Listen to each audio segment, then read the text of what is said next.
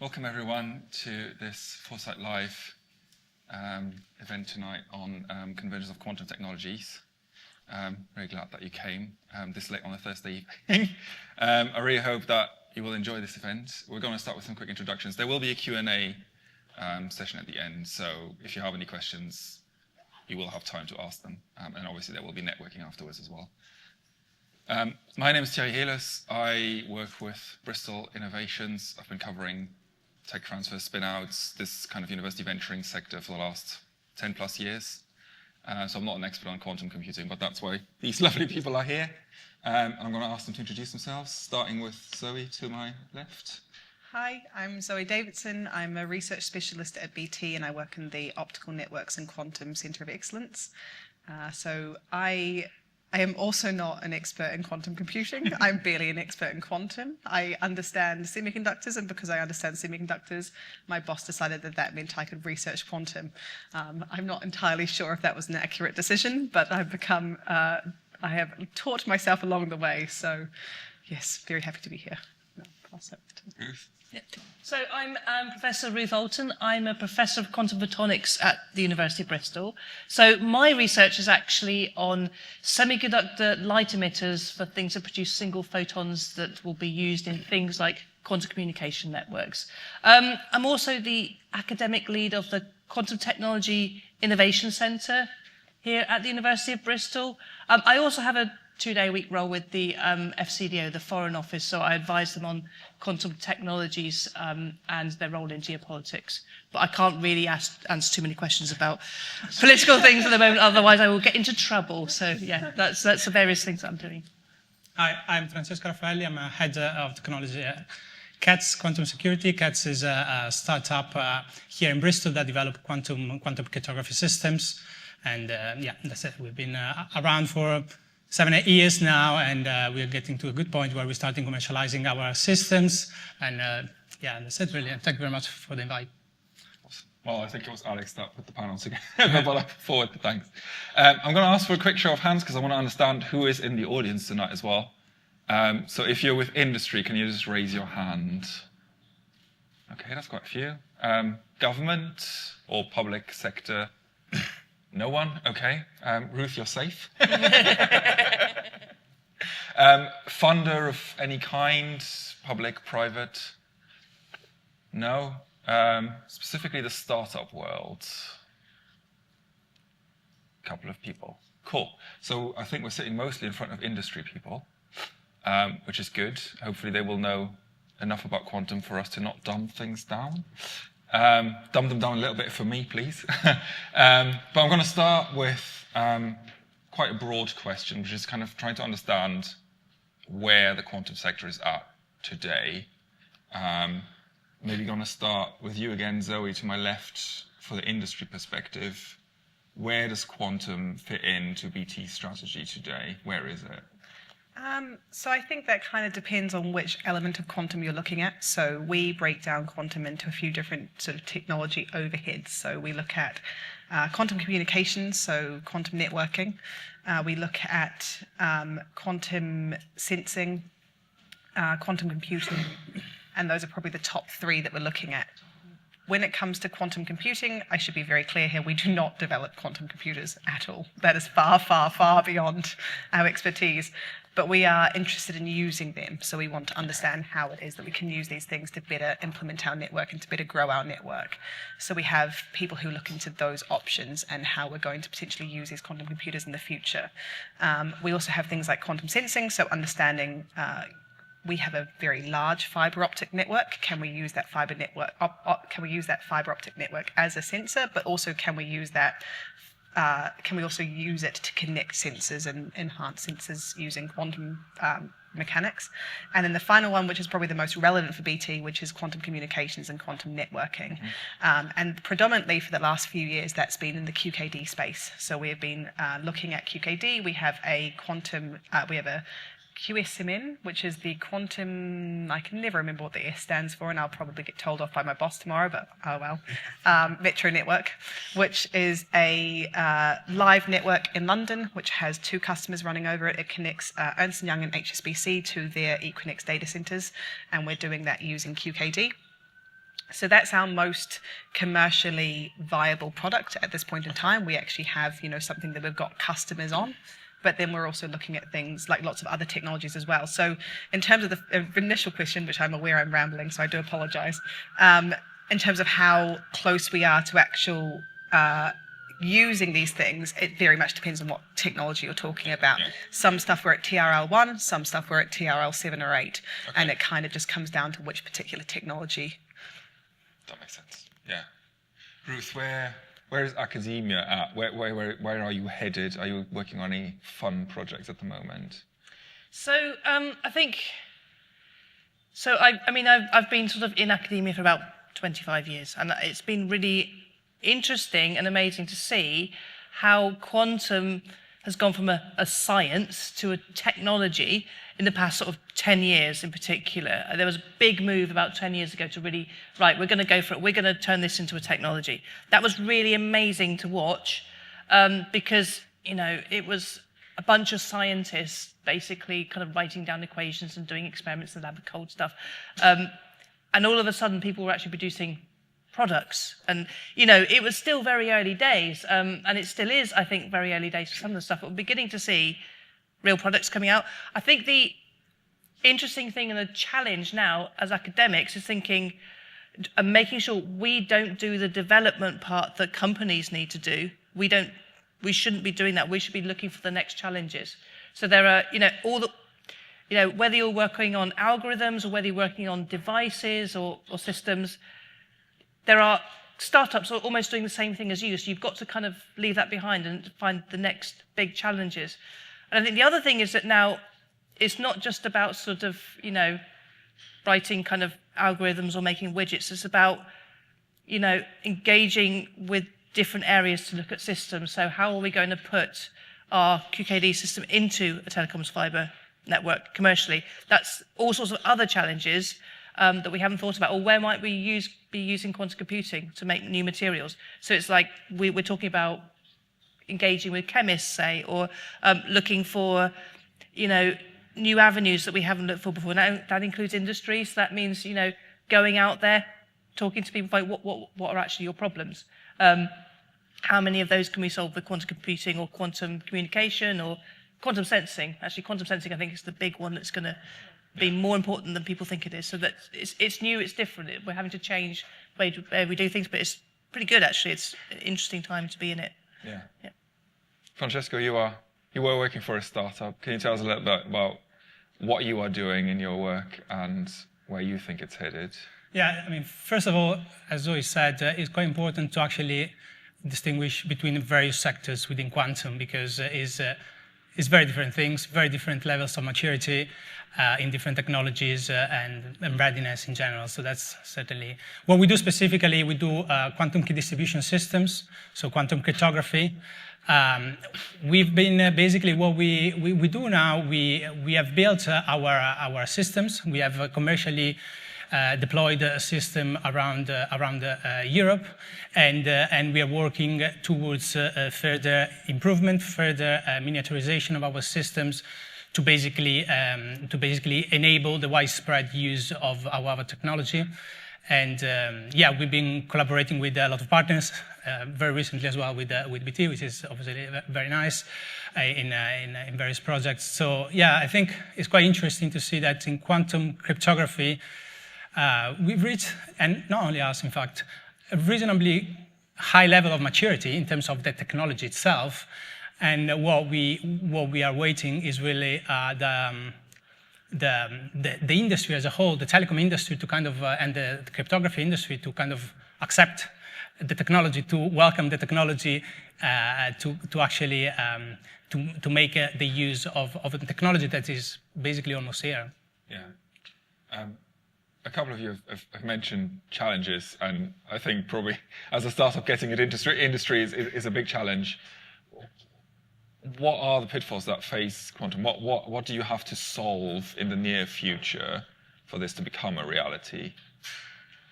I'll maybe start with you. Yeah. I think for us is really about certainly there is Two things. On one hand, actually convinced that what we have is a solution. So there is a bit of that work, of kind of like educational work for the industry to kind of like explain the solution in lay terms such that people understand the value of it. But also on our side is the continuous development, because we know from a fact that, for example, our system haven't reached quite the price point that enables the widespread use of them. So there is a technical development that needs to go into the system such that we reach a price point from our perspective, the material, but also the time it takes to assemble systems, such that someone like a big corporate can actually invest and buy 1,000 units instead of 5. So that's, but the good thing for ourselves, I would say, after many years, is that now all the key, which is important to mention, the key technical challenges has been solved. So now we're not talking about, that's why it's important to distinguish between quantum key distribution and quantum computing, because in quantum key distribution, the technical challenges has been solved. So we can build a system that does quantum key distribution, where people can't build a quantum computer quite yet. So it's a substantial difference. So for us, it's very much about, on the one side, the educational aspect to the industry, and the other one is really like push down the prices very much as a engineering challenge rather than scientific challenge. Yeah. What are the challenges that BT faces in putting QKD in their networks? So specific QKD, there's a few different aspects to that. So one of them, which was touched on earlier, is the fact that there's an element of assurance which hasn't been met with QKD. And when I say assurance, I don't mean, like, we know it works, but it's then convincing the security organizations that it works, because they cannot, because it's a physically encrypting device, it doesn't work the same way that classical cryptography works. So as a result, when you take something like the NCSE or the NSA or those organizations, they are very used to assuring standard cryptography, and that's why PQC has been easier for them to assure, because it's still, at the end of the day, cryptography. It's standard cryptography. It's new algorithms, but it's standard cryptography.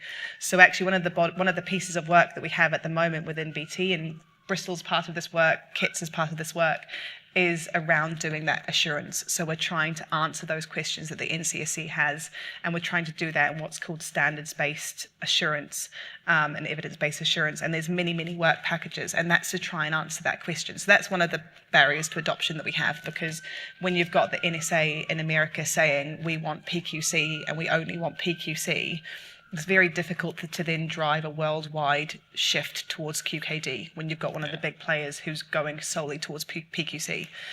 So there's that element of it, which is kind of a policy element. It's, like Francesco said, it's a convincing argument. It's selling the technology to these people, to various organizations. And there is also an educational element. I don't think our problems are actually different at all. They're very similar. They're just sort of slightly different audiences. So our education problem is, if we do have these technologies and we do plug them in, so one of the big problems that we've had with running the QKD trials, so we run the QKD trials over a fiber. Almost all of our field engineers are deployed with a handheld tester, where they take the bit of yellow fiber that you see running around and they clamp on their handheld tester, and it tells them whether or not the fiber is live and which way the traffic's going. And if the fiber isn't live, they can then use that fiber to plug into whatever service they're standing up. And now these are engineers that are put under massive time pressures. They have to do so many jobs a day. The number of them working in the community is reducing, and we've got massive penalties from Ofcom if we don't stand up services quick enough. So they're under huge pressures to get into the network, find that dark fiber, plug services in, leave again. When they take a QKD fiber, which has got very, very low photon counts, and they clamp their thing onto it and it says there's no traffic, they unplug it and they plug it into the next service. And we've just lost our QKD link. And then it takes us a very long time to find that, because we don't know exactly where it's happened. So there's an educational piece in terms of our engineers, because not all of our engineers are going to have quantum degrees. They're our field engineers, and we don't expect them to have quantum degrees. But there is an element of education when you're talking about we employ as a company over 100,000 people countrywide. Most of those people work in the communities, they work in call centres. Those people need to know and be empowered to know how these devices work in a way that means that they can work with them. So we need to do that step as well. Yeah. Is that education obviously is a part of that, but is that also a case of having new tools for this workforce? If, you know, the current machinery and devices to check fiber cables aren't up to the task, quote unquote, does that mean that BT also needs to develop new devices to check? I actually don't think it's a matter of new devices. I think it's a matter of the systems that we already have working better. And actually, one of the biggest parts of that is record keeping. The records that we have within large organizations are very, very poor. I think if you talk to anyone who works for any large organization, universities included, will say the same thing. And that's where existing technologies like digital twins could come in handy, because we would know where different fibers in our network were going and what services were over those fibers. So those technologies already exist. We don't need to develop new ones, we just need to implement them better. Yeah. Mentioning universities then, Ruth. Yeah. What you mentioned finding the new next challenges. What are the challenges that academia is working on, or that you're facing or thinking about? So some of these technologies, I mean, they are well established. So the QKD chips that Francesco worked on, they work. You can make them, sell them, you know how to do them, right? But there are other technologies that really are very far away from reality, and some are sort of close to reality but need a bit more investment. So I work on quantum dots. There are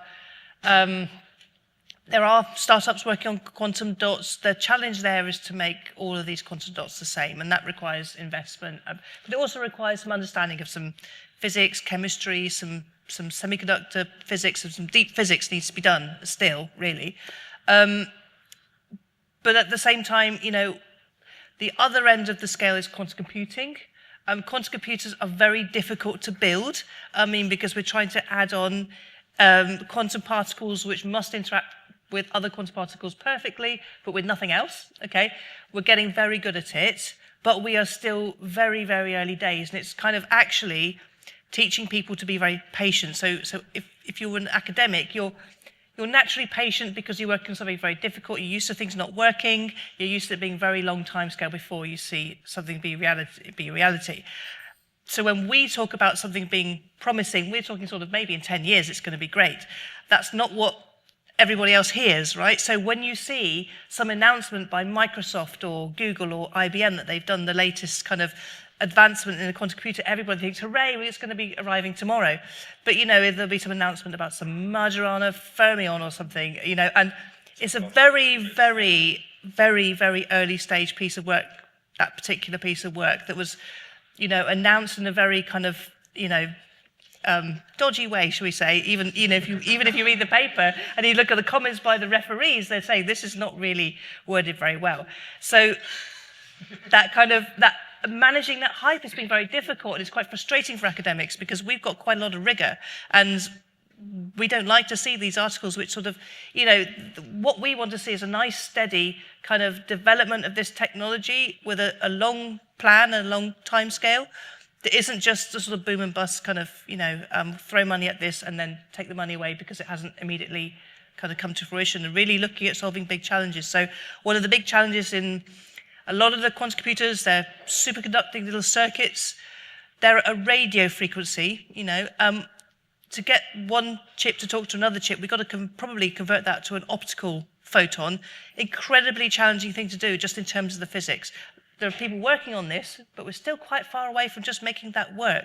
And until that physics is done, it's very difficult to put that into a timeline and say it's going to take us X years to be able to achieve it. So still some really challenging physics experiments to be done still. Yeah. Is there, and presumably among the challenge, because the panel, because you know each other anyway, you understand each other's challenges, but do you think generally industry understands the way that academia goes about this, and startups understand what industry needs, and universities understand what startups need? Like, does that work? Does everyone kind of seem to be on the level playing field in quantum, or is that? I think this is probably like, and this is just my personal interpretation of the situation, and when I say personal, I mean because I know Ruth and Francesco, yeah. and I did my PhD with Ruth. so this panel is probably not the best place to answer maybe that question, because I understand how universities work because I came from a university. I understand how startups work because we work collaboratively with startups on a lot of different projects. And I think we then hopefully feed that back into the universities and the startups in terms of how industry works. So I think in some ways Bristol has kind of created a bit of an environment where we do understand how those things work. And part of that, I think, is because someone like BT, we have, approximately 200, I think it's about 250 people working in research, and that's anything that touches a network. And almost all of those people have connections into startups and have connections into universities, and they understand how that pipeline works. But if you don't put the effort into building those connections and building that group of people, it is going to be very difficult to understand that when you see an article coming out of a university, what is the timeline between that article being published to it going to realistically a startup, to it then being something that we can buy. Like that is a long timeline, and it's a very involved timeline. But I do think Bristol's quite unique in that way, in terms of how we all work together. Great. Bristol solves all the problems. So. Pretty much. We're done here, guys. We're amazing. Is that your view as well, Ruth? Do you primarily work with industry in and around Bristol, or do you have much dealings with? So, since taking up the role of academic lead of QTech in particular, and also because we've got CDT students that engage with industry, since I've been doing that role, I've been talking a lot more to industrial partners, and really I've been learning so much, about, the reality of things. And I think previously, I can still see a lot of academics are kind of like, I've got this amazing invention, I've got this chip, and it's like really small. And then you kind of try to explain to someone that, yes, but it takes, a very difficult process to make it. And, oh, yes, but you do need a laser to run it that's more expensive than a Ferrari, and it needs to be attached to this huge pump system which is going to pump cryogenics to cool it. So it's probably, and you probably can't move it from a lab. So but apart from that, it's great. It's really small and mobile and stuff. So it's about really understanding those challenges and not just thinking, okay, I'm going to solve this bit and then somebody else is going to deal with all the engineering challenges. I think understanding the engineering challenges from the outset is really important, even if you're doing something quite fundamental. Yeah. Francesco, you moved from your PhD straight into the startup world. Do you think that the startup world is understood or understands industry and academia? I think I would say in certain cases we understand better. So certainly we have better collaboration with certain people. A good example, obviously, is BT, but as well with others. And there are certainly certain things that where is a continuous learning curve. You never stop learning certain things. So we are all physicists. The core team was physicists when we started KETS, and we were not cybersecurity experts. We were not data center experts. So certainly there is a continuous learning curve, but that's what we do as part of our job. So that's certainly something we always need to fill the gap. And then there is there is plenty of opportunities to collaborate, and this is actually this grant, the collaborative projects has helped a lot to actually fill this gap. For example, this QSure project that Zoe mentioned is very interesting because it puts together BT, someone like KETS, the cybersecurity agencies that can actually steer the discussion and the requirements of our system. So we're learning, but we know that we're learning, and that's we know that we need to learn. So that's the kind of like the place where we are, and obviously. In the last 6-7 years, whatever, we've come a very long way. We've come a very long way, and now up to the point that now some of our systems are in data centers and telecom networks. Yeah. One of the other challenges that I wanted to look at as well, we mentioned workforce, you mentioned assurances with PQC and QKD. One of the other challenges is supply chain. I might maybe stay on you, Francesco. If you're building these phenomenal, new, groundbreaking devices, where do you get the parts from? Yeah, that's a good one. From everywhere. Yeah, that's a very interesting. That's in fact is one of the interesting part of my job. My job really like we take parts from everywhere, from something from the UK, a lot from Europe, a big chunk from Europe, quite a few parts, still critical parts, in fact, very critical parts from Asia. And so that's certainly, certainly in the years to come, that's certainly something to look at.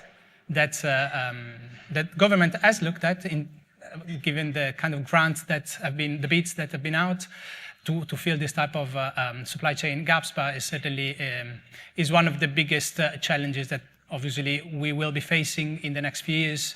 But I mean, as we know, everyone will be facing, but certainly is quite an interesting one. Luckily, Europe is still quite strong in terms of the photonics, which is the core of our technology. So the photonics, luckily, is actually very, very strong in Europe, the Netherlands, Belgium, Germany, and others as well. So in terms of materials, thermofoundries, and this actually solves a massive headache for us, because as soon as we need to go US or Asia for the core technology, becomes really painful. Yeah. Especially in geopolitical world of today. Yeah, exactly. Yeah. Is that definitely something I might ask you, maybe not to comment on government, but is that the government understands that is a challenge? I mean, from what Francesco said, they do. They absolutely are, laser focused on supply chains. They're very worried about them. I think they'd like a sovereign supply chain. I don't think that's ever going to happen, especially with, some of the semiconductor-like kind of technologies we're talking about. I think, though, they haven't quite understood that quantum technologies are more or less a semiconductor technology. What the things are made out of is more or less the same techniques and materials that you're using for semiconductors. And I think at the moment, they tend to group quantum and AI together because they think it's a bit like, some kind of computing type thing. Actually, I think they probably need to start putting it in the semiconductor box instead, because until we start making quantum computers and they're becoming widespread, and we worry about the issues coming up with that, I think the supply chain issues and losing all the investment. I mean, it's 2.5 billion is, promised to be invested in quantum technologies in the next 10 years. If all of that is lost because of, companies being bought out, or the supply chain is elsewhere, then that's really, it's not a good use of taxpayers' money. So they are focused on it. I think they probably need our help as academics more and more to kind of help them, academics and industry, of course, to help them sort of map out that supply chain and give us some sort of targeted advice about how to build, not everything in the UK, but things like pilot lines, things like small-scale manufacture, and some specialities as well. I think that would be really great. What can industry do? What does BT have a public stance on supply chains? Do you advocate with government on this? I think the easiest answer is I don't know, and I probably am not going to try and guess, because I'll probably end up saying something I shouldn't. But it is like the supply chain is part of our QSure project. So that is one of the things we're looking at as part of the QSure project, is the supply chain around QKD components. So it is something that we are aware of, and there is very strict requirements that we have on our suppliers when it comes to their supply chain as well as our own supply chain. So yeah, it is something that we're aware of. It's something that we're concerned about, as I think everybody is at this point in time. Yeah. But yeah. How, you mentioned Europe, maybe somewhat strained relationships sometimes with Europe. How can we avoid another Huawei incident? How do we go about, not putting technology in our quantum technologies that we then have to go and rip out in 5 years' time? I think there is. From our point of view, we are very selective in what we accept from where. So that's one thing. We don't accept everything from East Asia. In terms of components, we buy certain parts that are generally not providing any security threat. So passive components, bare PCBs, something that is doesn't have an active processor inside. So certainly there is this type of attention that is really like the baseline really, but then is really like in our system there are tens, hundreds of independent little components if you think of the electronics, and basically we have.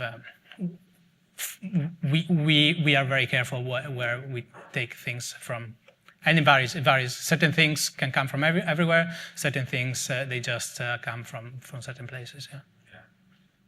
Yeah. This is a relatively big question, but what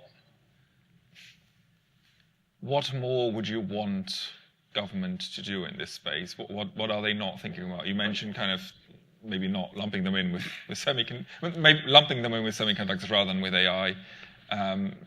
Talking about supply chain, what else do you wish government was concerned about or thinking about? If I can ask you, Ruth, if you can comment on that. A sort of, not low cost, but I think fairly kind of cost-effective answer to some of this is look at what activities we already have, join them up, make sure that they're communicating better, make sure that they can work with each other. So we have different pilot lines doing different, say, materials. How can we join those up to do hybrid devices? How can we include sort of testing facilities, for example?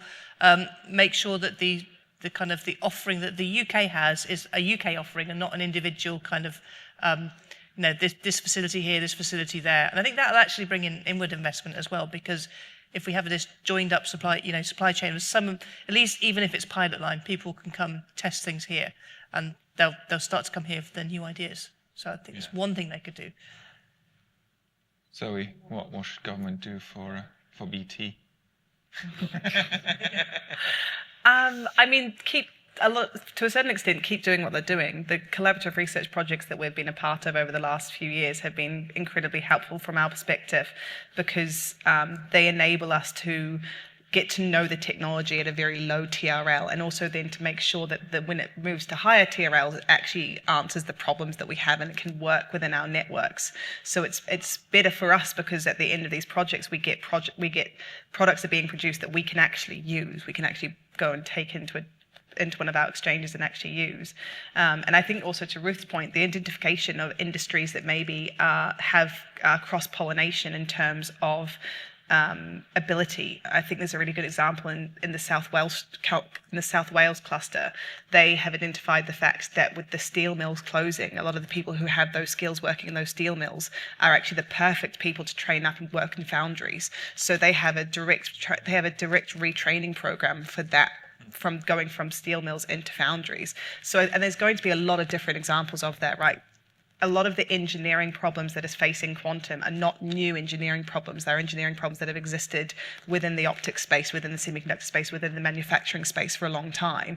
So as we have these people who have these skills, retraining them into a new workforce would be ideal, because you can then scale up much more easily. Yeah, I think that's very cool, and especially in being from South Wales, it's been quite devastating to have all the steel factories close and a lot of unemployment, and then kind of realizing that you don't necessarily need to start from scratch. You don't need to try and get students into universities to teach these skills if there is already a ready-made workforce, quote unquote, that can relearn and adapt to an industry that hopefully has a big future.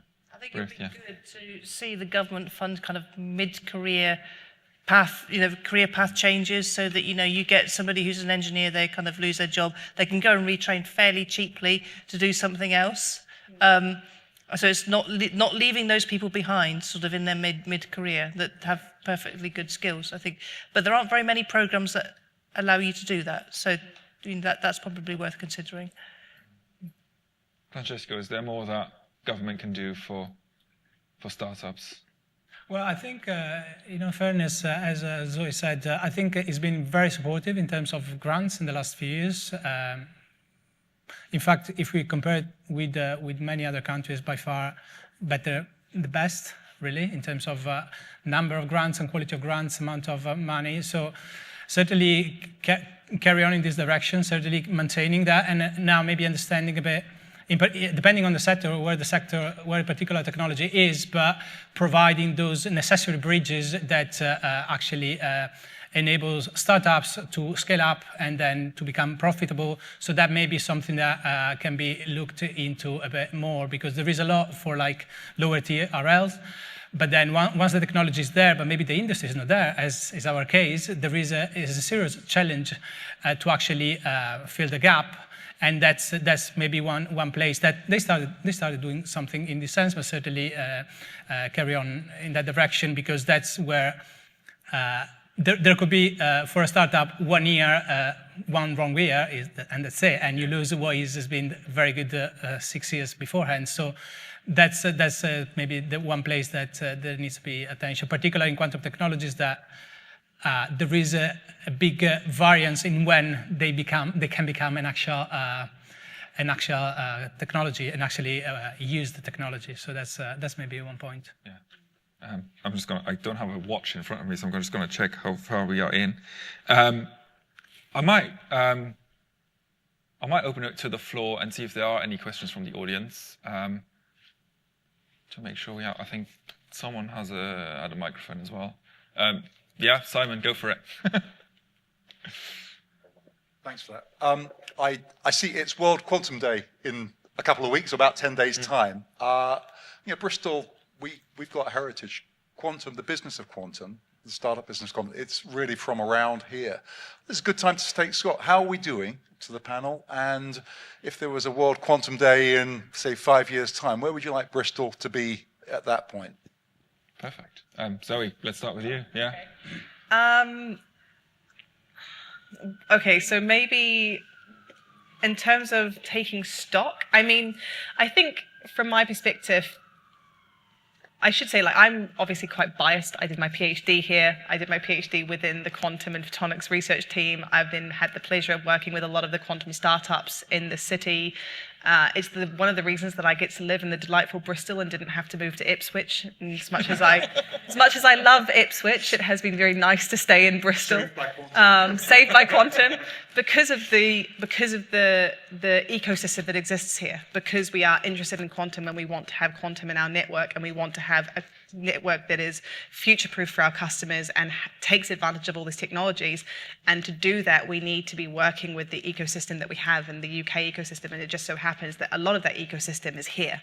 And so that's really advantageous. So it's great for me, and it's really, really nice. In terms of where we are in 5 years, it would be great in some ways that actually a lot of what we're talking about is no longer a research problem, right? I work in research within BT, but actually it would be great if we're just handing these things over to our engineers who are installing them in the field. So there isn't a researcher working on QKD because the engineers in the field are installing it and running it and maintaining it without us.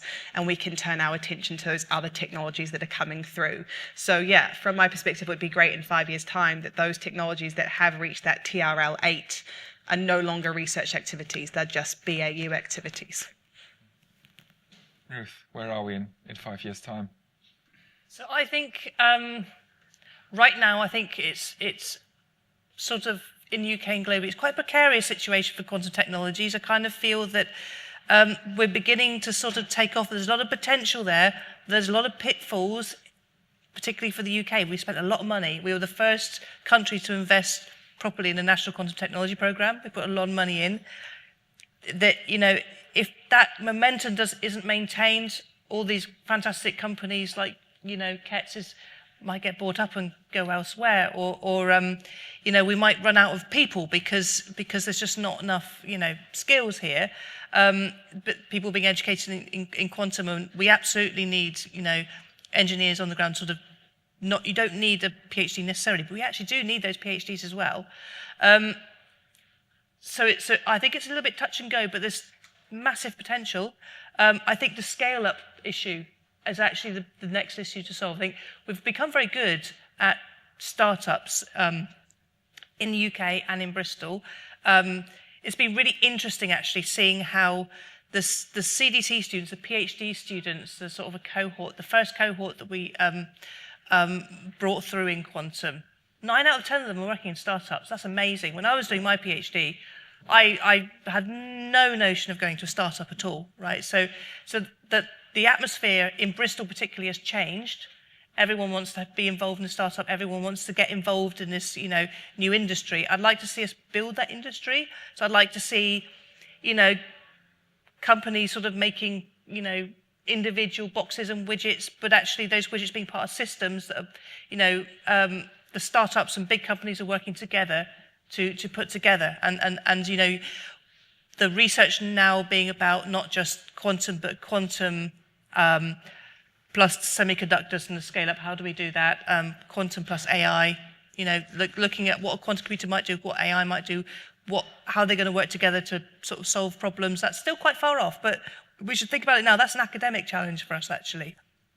And in telecommunications, I think, fitting the quantum in as just one of the elements into everything else that goes in telecoms is a huge challenge, actually. But actually, at Bristol, we've got all the kind of experts here, and we can start an academic level to start asking those questions so that industry can begin to pick them up later on down the line. And I would like to see that people come here and say, I want to work in quantum, and they might go to a startup, then they might go back to academia, then they might go to BT or something, and they move around, but they stay in Bristol. That's what I'd like to see, actually. Francesco. For someone that work in a startup, and I see a lot of my friends working in different startups, in 5 years' time, I would like to have seen a few success stories. I want to have seen people companies becoming profitable. Maybe, PsiQuantum is still coming from Bristol, going through their quantum computer, actually making it work. KETS using their system in an actual network in the hundreds. So this is that's what we want to see. We want to see the significant transition between these very first steps into industry to an established and profitable companies. That's really, if this happened in 5 years' time, that would be fantastic, I think. Yeah. Hi, thanks very much for this. You mentioned PsiQuantum. It's great to see them really, starting to scale as a Bristol-founded company. And apart from KETS, what are other startups in this space that you would say, perhaps for a large financial services company, that are ones to watch based here in Bristol? So there are, there is the one of some of former colleagues of mine is Oulton. They work in the medical industry. They are quantum-inspired startup, I would say, in the sense that they use techniques that they used in quantum technologies, but they do something classical for medical devices. So certainly they are growing. So certainly they are someone to watch. There are a lot of companies that around the UK that came through the QTech, so the Quantum Technology Entrepreneurship Program a few years ago. New Quantum, that they are building distributed quantum computing, and Wave Photonics that design chips, so there are a lot of companies that, although they are not in Bristol, they have still come through and in fact I think it's like 50% is a very high number of UK startups that have come to Bristol in one way or another. So it's a very long list, in fact. There is a good chance that if you look at some startup in the UK, they have come to Bristol. I think not necessarily for the finance industry at the moment, but the ones to watch, I think, are the ones in quantum sensing and things like navigation and timing and things like that. So there's a great company called QLM who is using quantum techniques to image methane emissions from leaky pipelines. So they can get a camera and they can actually see plumes of methane, right? Really, really important problem. It's a terrible greenhouse gas. And that's a very successful company. They're doing really well. There's also 0 Point Motion. They're looking at inertial navigation sensors. There's also sort of quantum inspired, and I think what we're going to see is more quantumness coming into devices. So they start being a bit more classical. As the quantum technology evolves, it'll become more quantum, and because those companies have already established themselves and they know all the quantum kind of technologies, they'll be able to seamlessly integrate it all. So you might start to see navigation systems on autonomous vehicles things like drones, on aircraft.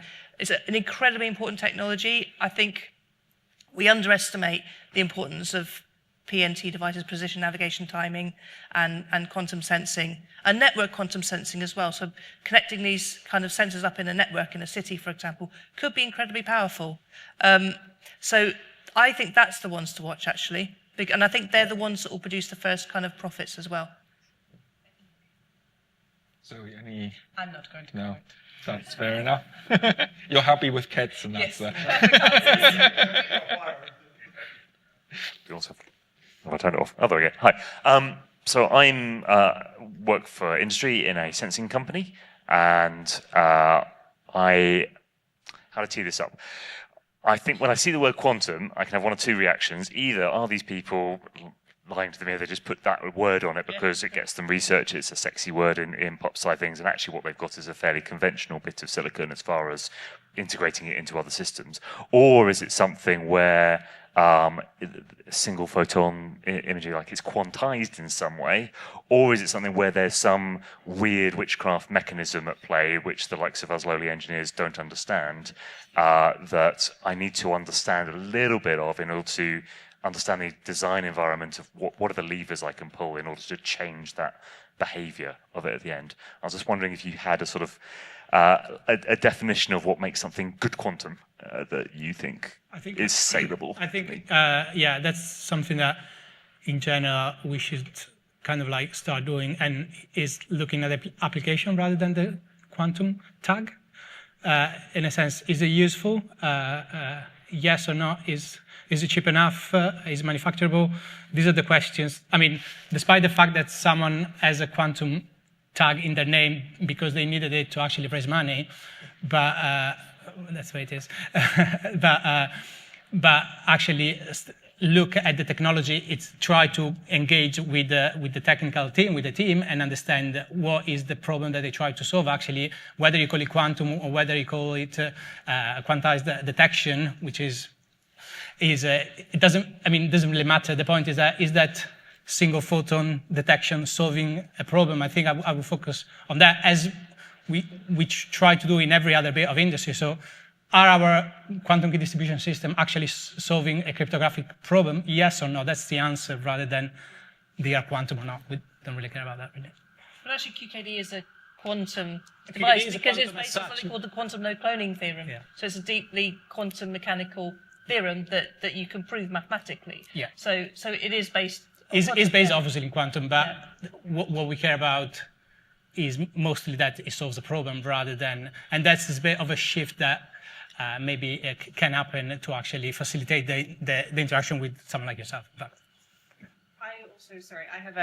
I think that at this particular point in time, as quantum is becoming more adopted, we need to be really careful with what language we decide to use. Because I think one of my biggest pain points is whoever decided to call it the cloud. Because if we called it distributed computing, everybody would be empowered to know what that means. But actually what happens is you end up with a group of people who go, oh, it's in the cloud, and they don't understand it. But because the terminology has been created to almost mystify it, because it's easier because we can call it the cloud, it disempowers people from actually understanding what they're using. And I think quantum potentially faces that problem, because it's exactly like you say, when someone's talking to me about quantum, is it the buzzword, is it quantum mechanics, or is it something else? And I think as a result, as an industry, we have a particular moment in time at the moment to make that decision. And I think we need to make it wisely, and we need to be very considered with how we make that decision, because once the language has been chosen, that language is going to stick. And you see that quite a lot within what I work in. And it's to the point that, and this is a sort of slightly tangential, but it, I think, makes the point quite well. I had a presentation to a data center, privately owned data center, a couple of years ago. And at the end of the presentation, the person who owned this data center asked me what our cloud solutions were for this particular product. And we had to explain to him that he, in fact, owned the cloud because that's what his data center was. It was the cloud. But that's the decision that that's the impact that language decisions have. So we do need to think about that one. I think that's a very difficult question to answer, because I would say in some ways, sometimes you have a box, you don't really care what's inside the box, but I think you're right. Also, if we want different engineers to interact with these systems, we need to explain the essential components of those systems, right? So we can't just have very vague and woolly language either. I think it's a tricky one, because I think not everybody needs to know exactly how every single part of it works, and you're not going to. And I think sometimes there is a value to just putting something in the box and say, it does this. It's going to help you navigate and tells you where you are, and that's it, or it's an atomic clock or something. And it is interesting sometimes to know what's inside it, but sometimes it's also just a bit overwhelming for people as well. So it's more thinking about, what's it for, I think. But then on the other hand, things like quantum computing, they really are a completely different way of handling information from the very ground up. And getting that across as well is important without making it sound woolly and vague and like anything that goes. That's the problem. It's the kind of anything goes problem that we quite often face. That, oh yeah, well, quantum's weird, so anything that's weird is quantum. I mean, that's just not the case, no. Yeah. So it's kind of a communication problem, isn't it? And who's going to sort this out? I mean, is there a national quantum body who should be taking the lead, or a global quantum body, or do you all do your own little bits of comms? I mean, Francesco, you were saying that your next big challenge is communications. It's a lot about talking to people over and over again, and then send the next line below the tagline and explain that. Basically, that's and different levels. So a certain level of communication for you as an engineer who can then interact with it. But for an ignorant member of the public, they just need to know that it's a box that does X. I mean, is that something that the industry is aware of, that alongside the technical developments, that comms is explaining it is, because it's not as easy as explaining kind of regular stuff, is it? Also, not everyone that works in a quantum company is a quantum engineer or a quantum expert, so that also helps in a sense. So our business development person is maybe is an expert in telecom, maybe is an expert in whatever else. I mean, someone can sell cars beforehand. They are good at business development. They are not good at quantum. So is within the startup or the company that actually these type of skills are developed anyways in a certain respect. So that's something that we need to keep learning, keep reminding ourselves. But, and I think it's interesting because I think there is an element of this where if I think about, so my main end user as a researcher at BT is BT itself, because my aim is to sell research into the business for it to be adopted and then put into our network. BT's end user is our day-to-day consumers and our business customers. Do our business customers and consumers care about what the technology is in the network that's making their network better? Realistically, not really. They care that it makes their lives easier and their lives better and their data more secure. But I think there is a moment where when you do have people that ask you these questions, not to waste those opportunities.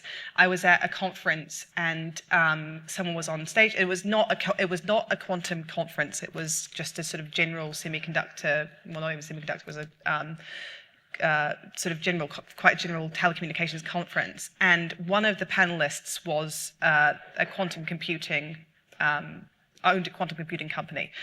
And a question was asked about how it works and all the rest of it. And their response was, oh, it's magic, you don't need to worry about that. And I just felt that it was a wasted opportunity to bring people with you. And I think that's where, when I say that you need to be careful about what language you use, if you have an option to empower people and to bring them with you with when they ask about a technology, it's making the most of that situation, because not everybody asks. So then when you say someone has the courage to ask and you say, oh, you don't need to worry about it, it's magic, you have just wasted that opportunity to bring people on that journey with you. I think it would be amazing if we had a wider communications policy when it came to these technologies, because it is trickling into the media, right? You see articles about the quantum computing, and you see these ones coming out about the one last year about the topological qubit in February that did its rounds. I had so many friends messaging me, asking me about, did this actually mean that there was a quantum computer? And I had to sort of say, well, define quantum computer. Do you want useful or sort of otherwise? But it's now entering the mainstream, so there needs to be a collective thought within the country of how do we educate people on what this actually means. What is a qubit versus a logical qubit versus a useful quantum computer? What do we mean when we say a useful quantum computer? And I haven't really seen anything in mainstream media that answers that. And that's where I think people like the governmental departments can step in and do those things. So I think coming on from that, I think you're right. I think actually this hype and the stuff you see in the media is very frustrating, because we look at that and go, this is just wrong, and people are being misled, and we feel quite strongly, I think, as a community about this. The reason it happens is because these companies want to show continual progress and make sure that the investment keeps on coming, but it's going to backfire on them at some point when the progress doesn't come. I think the message should be slow and steady. One thing I would say is that it's right, we should be looking at rigorous benchmarking for things like quantum computing, which are very far off. And I think the best idea I've heard is that you start to adopt some of the kind of benchmarking models that the drug discovery, the pharmaceuticals are kind of adopting, because they also have very long timescales. And if we can kind of adopt a process where we're kind of looking at rigorous standards, say we only report something when we've made this particular breakthrough, and report how much further off we are from, on our roadmap, then I think that would be very valuable. I think encouraging people to do that would be very good. At the moment, it's still a bit of a Wild West, so I would like to see a bit, not regulation exactly, but some sensible voices in the community speaking up more than we are. I think we are speaking up, but we're drowned out, actually. Somebody to take a lead, really. Yes, to put some rigorous benchmarking, yes. I think coming up with some rigorous benchmarking, say this is our benchmark, this is what we think people should achieve to announce a breakthrough, rather than just any old thing. Yeah, some Majorana fermions or whatever it is. Yeah. I don't want to cut the conversation short, and we do have networking afterwards, but I think we are actually out of time, and I think we have a relatively hard stop at 6.